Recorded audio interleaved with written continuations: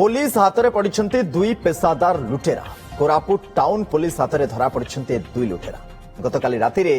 D Ramakrishna नामक व्यक्ति station घर को फेरुवा बेले सरकारी महिला महाविद्यालय निकट में दुई युवक बाइक रे आसीथिले तांको अटकाई थिले धमक चमक देवा सहित टंका मांगिथिले पाखरे टंका नथिबारु दुर्वृत्त माने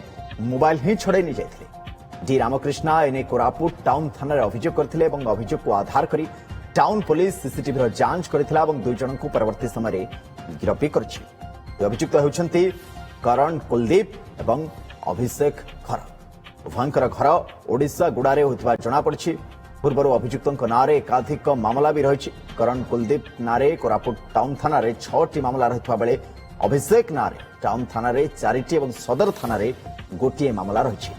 दुई लुटेरा गोटे मोबाइल फोन एवं बाइक जबत करा जायछि। अमलाकोटी रोड रो डी रामकृष्ण सी रेलवे कॉलोनी घर आड़ को फेरुले से समय अतर्कित भाव में आमर दुई जन दुर्वृत्त गोटे पल्सर गाड़ी आसिकी वोमेन्स कॉलेज पाखे अटकैले और अटकैला पैसा डिमांड कले कला से जो न धले मारपिट कले मारपिट करी से तार जो 1+80 जो मोबाइल टी थिला से मोबाइल रो कॉस्ट जार पाखापाखि 40,000 हम से मोबाइल टी नहीं छड़े पड़ेले इमिडिएटली आमर गोटे स्पेशल टीम करागला आईसी डायरेक्शन रे से टीम इमिडिएटली आमर 24 आवर्स हेनी दुई जन दुर्वृत्त को आम अरेस्ट करूँ जार ना हूँ करण कुलदीप आ गोटे हूँ अभिषेक खरा।